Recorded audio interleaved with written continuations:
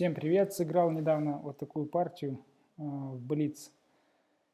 Очень нравятся вот такие дебюты типа Е3 наказывать так вот жестко. Значит, здесь все играю по-простому сначала и потом пробую перейти в изолятор. Это наиболее агрессивная такая система за черных. Хочу там d4 пойти. Уже создаю какие-то угрозы захвата пространства. Приходится бить. Снова d4 там где-то или... Ну, в общем, нельзя белым оставлять без внимания вот этот мощный центр черных.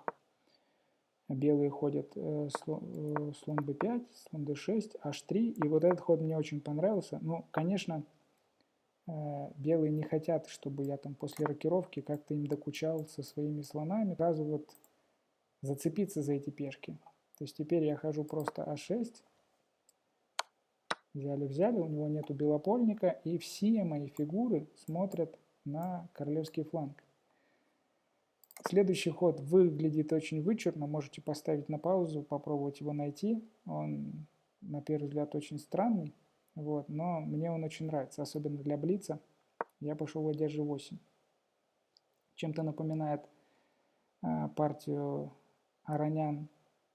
Аронян-Крамник. Вот, правда, это совсем партия в другом дебюте, но белые тоже стремятся как-то слишком искусственно осуществить там какие-то свои планы. Понятно, что они хотят использовать слабую пешечную структуру, вот сдвоенные пешки, они хотят как-то аккуратненько все сделать и красиво, чтобы у них не зацепились за их короля и вообще не было никакой контр-игры. Но ладья g8 сразу обозначает, кто здесь будет сейчас атаковать и ставить мат. d4 логичный ход, g5 тоже логичный ход.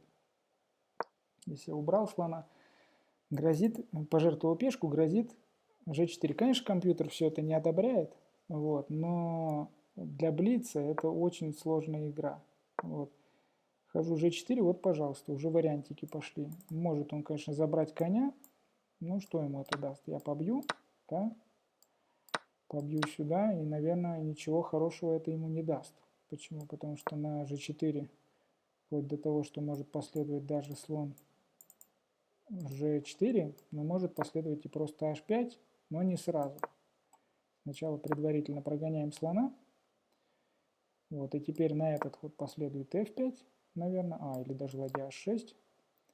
Вот, ну, на этот ход, понятно, там заберем, потом h6 будет. Ну, в общем, переход в эндшпиль ничего не дает белым хорошего. Хотя хотелось бы перейти и убрать с доски хотя бы этого ферзя. Побили, конь e5, слон h3, это все логично пока. И вот следующий ход, конечно, конь e4, уже черные захватили инициативу полностью. Грозит сейчас очень сильный ход ферзь h4. Да, коня очень тяжело куда-то убрать, там слон бомбит. Вот, противник, конечно, здесь ошибся, надо было все-таки попытаться там конь c3 пойти, пожертвовать в конце концов это качество, или что-то еще пожертвовать, но у меня тоже король открыт. Он пошел ладья d1, пожадничал, не отдал эту ладью. Но после ферзя 4 реально можно сдаться, что он и сделал. Вот, потому что позиции здесь уже набросились на короля просто все фигуры. Мой король тоже такой немножко боится, конечно, он тут в центре, но собственные фигуры белых, их дискоординация мешает нападать на черного короля. Ну, на конь g3 мог последовать следующий вариант. Так, съели сюда, ну, сюда мат. По-всякому. И так мат.